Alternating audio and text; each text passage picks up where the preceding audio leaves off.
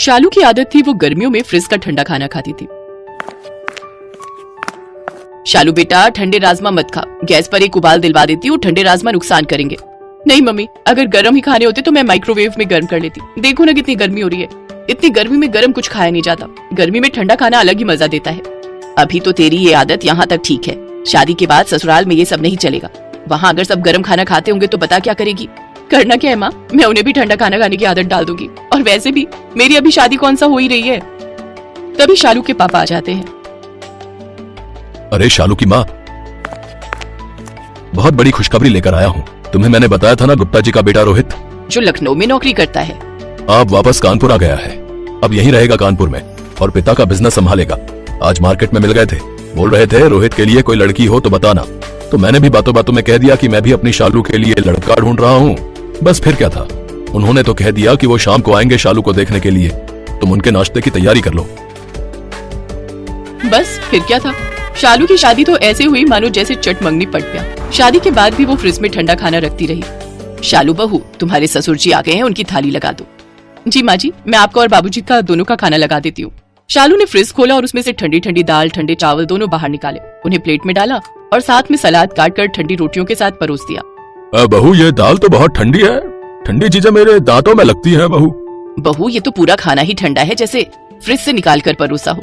माँ जी, फ्रिज से ही तो निकाल कर परोसा है, खाना गर्म नहीं किया बहू। नहीं माँ जी, इतनी गर्मी में गर्म खाना कौन खाता है, मैं तो गर्मियों में ठंडा खाना ही खाती हूँ। शालू, माँ बाबूजी ठंडा खाना नहीं खा सकते, तुम उन्हें खाना गर्म करके परोसा करो। इतनी गर्मी में मैं बार बार गैस चूल्हे के आगे खड़ी नहीं हो सकती, मैं तो ठंडा खाना खा लेती हूँ। अब आप सबके लिए स्पेशल गर्म खाना बनाने के लिए गैस थोड़ी जलाती रहूंगी।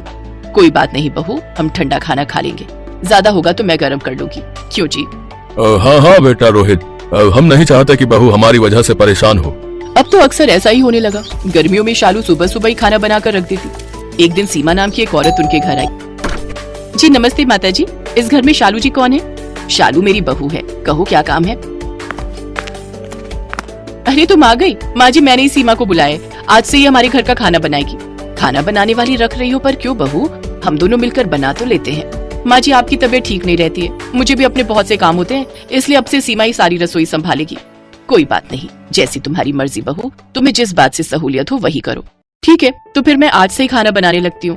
और फिर सीमा खाना बनाने के लिए लग जाती है। सीमा बहुत ही अच्छा खाना बनाती थी, उसका खाना बहुत ही साफ सुथरे तरीके से बना होता था।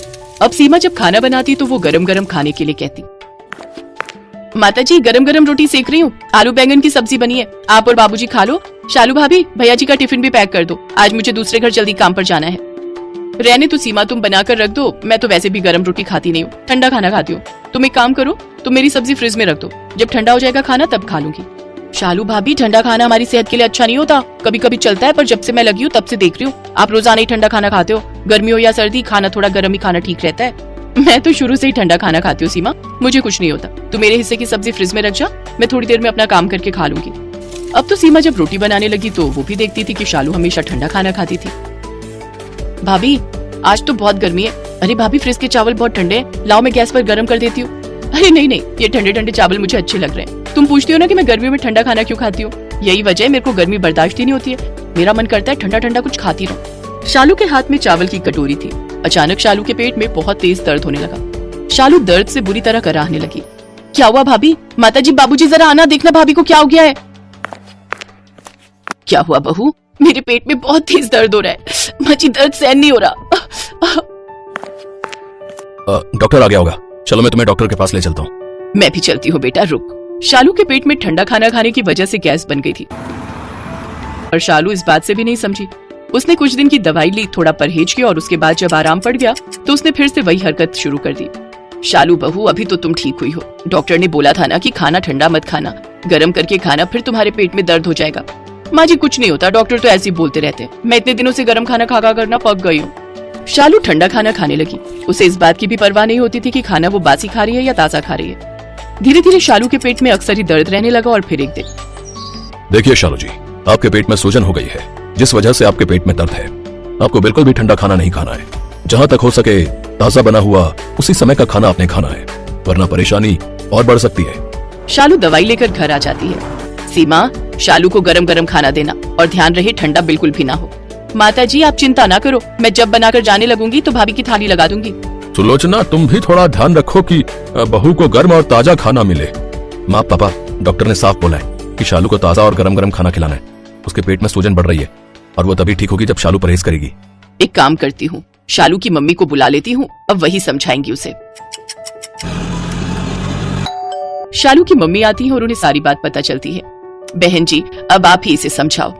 शालू देखो, तुम्हारे सास ससुर रोहित तुम्हारी कितनी परवाह करते हैं। तुम्हारी शादी को अभी 3 महीने हुए हैं और तुमने देखा आधी रोटी वाली भी लगा ली। कोई तुम्हें किसी चीज के लिए मना नहीं करता, पर इतनी जिद भी अच्छी नहीं है। जब तुम्हें डॉक्टर ने बोला है कि गर्म खाना खाओ तो चिंता किस बात की है? शुरू में तो इसने मम्मी पापा को भी ठंडा खाना दिया था, पर जब सीमा को खाना बनाने के लिए लगाया तो मम्मी पापा ने गर्म खाना शुरू कर दिया, क्योंकि वो जानते हैं कि ठंडा खाना सेहत को नुकसान देता है। मैं खुद ठंडा खाना नहीं खा सकता, भले ही गर्मी हो या फिर सर्दी। मैं कोशिश करूंगी गर्म खाना खाने की। शालू ने धीरे धीरे अपनी ठंडा खाना खाने की आदत को सुधार लिया। अब वो ताजा बना हुआ गर्म खाना या फिर फ्रिज में रखा हुआ खाना गर्म करके खाने लगी, जिससे धीरे धीरे उसकी पेट से जुड़ी सभी समस्याएं ठीक हो गईं। नीमचपुर गांव में बूढ़ी विमला अपनी पोती शीतल के साथ रहती थी, तो वहीं उसका बेटा, बहू और पोता शहर में रहते थे। इस बार छुट्टियों में वो तीनों शहर से गांव घूमने आते हैं। उन तीनों को देख विमला और शीतल बहुत खुश होती हैं। उनके आने पर विमला उन सब के लिए मक्के की रोटी और सरसों का साग बनाती है। वाह माँ, आज तो मजा ही आ गया। बड़े दिनों बाद गांव का ये स्वादिष्ट खाना खाने को मिला है। माँ, मुझे नहीं खाना ये सब। दादी माँ, यहाँ कुछ अच्छा खाने को कहाँ मिलेगा, जैसे कि चाउमीन, बर्गर, पिज्जा? ये सब खाता है तू, तभी अपना शरीर देख कैसे ढोल की तरह बस फूलता ही जा रहा है। अरे दादी माँ, अभी मेरी उम्र क्या है, तो जिम जाकर एकदम फिट हो जाऊंगा। ये शहर के बच्चे भी ना एकदम बिगड़ चुके हैं। पहले बाहर की महंगी महंगी चटोरी चीजें खाकर चर्बी बढ़ाएंगे, फिर पैसे फूक फूक कर उस चर्बी को घटाने के लिए जिम जाएंगे। अरे दादी, आप नहीं समझोगे, शहर में ना आपके पोते का स्वैग है। स्वैग का तो पता नहीं, लेकिन फैट जरूर है, मोटा कहीं का। मुझे मोटा बोलेगी? रुक तू, अभी बताता हूँ मैं तुझे। माँ, मैं तो खुद परेशान हो चुका हूँ इससे, लेकिन ये है कि बाहर का खाना छोड़ता ही नहीं। इसे तो आदत हो गई है अब बाहर के खाने की। इसे भी कुछ समय के लिए तू यहीं छोड़ दे, नहीं तो इसका शरीर खराब हो जाएगा। देख तो शीतल को, यहाँ रहकर कितनी फिट हो गई है। मैं नहीं रहने वाला यहाँ। पापा, आपने तो कहा था हम कुछ दिन में वापस जाएंगे। किसने कहा? पापा मम्मी 1 महीने के लिए यहाँ रहने आए हैं। पापा, ये क्या सच कह रही है? हाँ बेटा, इतने सालों बाद आया है तो अब 1 महीना तो रुक कर ही जाएंगे ना। पापा, आप मुझे 4 दिन बोलकर यहाँ ले आए, अब मैं बिना मोमोज बर्गर के कैसे अपने दिन काटूंगा? शीतल की बच्ची, जाओ, मेरे लिए मैगी पास्ता रखा है बैग में, उसमें से कुछ बना ला। ये मैगी पास्ता खाकर ना तो बस पेट ही खराब होता है। मैं तेरे लिए दाल चावल और सिलबट्टे पर पिसी हुई धनिया की चटनी लेकर आती हूँ। नहीं खाना मुझे ये सब, जा तू वही बना जो मैंने कहा है। कुछ देर बाद शीतल रोहन के लिए मैगी बनाकर ले आती है। रोहन वो मैगी खा लेता है। फिर शीतल भैंस का दूध निकालने के लिए चली जाती है। तभी रोहन भी वहाँ आ जाता है। अरे भैंस में से दूध तो कोई भी निकाल सकता है, मैं तो चुटकी में निकाल दूंगा। ओ मोटे, तुझे आता भी है दूध निकालना? तू तो बस फास्ट फूड खा खा कर ढोल बन गया है। शहर का चटोरा खाना खा खा कर तेरा शरीर खोखला हो गया है। रहने दे, कहीं तेरे हाथों की उंगलियां ही न चटक जाए। तू बाल्टी मेरे पास दे, मैं दूध निकाल कर दिखाता हूँ कैसे निकलता है। रोहन बाल्टी लेकर भैंस के पास बैठता है और दूध निकालने के लिए उसके थन पर हाथ लगाता है। तभी भैंस उसे जोर से लात मारती है और वो दूर जाकर गिरता है। ये देख सभी जोर जोर से हंसने लगते हैं। फिर शाम को शीतल खाने में भिंडी की सब्जी और रोटी बनाती है। माँ, ये फिर क्या बना दिया आपने? आपसे कितनी बार कहा माँ, मैं ये भिंडी की सब्जी नहीं खाऊंगा। सुबह भी आपने पता नहीं क्या वो भरता सा बना दिया था। बड़े नखरेबाज है तू। देख, तेरी बहन तो बड़े स्वाद से भिंडी खा रही है। अरे ये तो है ही घास फूस खाने वाली, इसे तो तुम कचरा भी दे दो, ये वो भी खा जाए, लेकिन मैं नहीं खा सकता। शर्म नहीं आती अपनी बड़ी बहन को ऐसा बोलकर? जो है यही है, तू गांव में आया है, अब तुझे यहीं का खाना खाना पड़ेगा। चल अब चुप कर, खाना खा। रोहन बड़ी मुश्किल से जैसे तैसे एक रोटी भिंडी के साथ खाता है और सो जाता है। अगली सुबह जब वो जागता है तो देखता है कि शीतल सुबह सुबह रात की बची बासी रोटी खा रही है। मम्मी से देखो, ये बिना हाथ मुंह धोए सुबह सुबह रात की बची हुई रोटी तो खा रही है। कितनी भुक्कड़ है यार तू। चुप कर, कम से कम अन्न तो खा रही है। तेरी तरह चिप्स का पैकेट हाथ में लेकर तो नहीं घूम रही। रोहन शुरू से ही शहर में पला बढ़ा था, जबकि शीतल 6 साल की उम्र से ही अपनी दादी के साथ गांव में रह रही थी। गांव में रहने की वजह से शीतल को जो भी दे दो वो सब खा लेती, सभी सब्जियां अपने खेत में बोती। जबकि रोहन शुरू से ही शहर में रहता था और उसे बचपन से ही बाहर की चीजों का स्वाद लग गया, जिससे उसका वजन भी काफी बढ़ता जा रहा था। ऐसे ही एक रोज जब वो गांव में घूम रहा होता है तो उसके पीछे गली का कुत्ता पड़ जाता है, जिससे बचने के लिए वो तेज तेज भागने लगता है।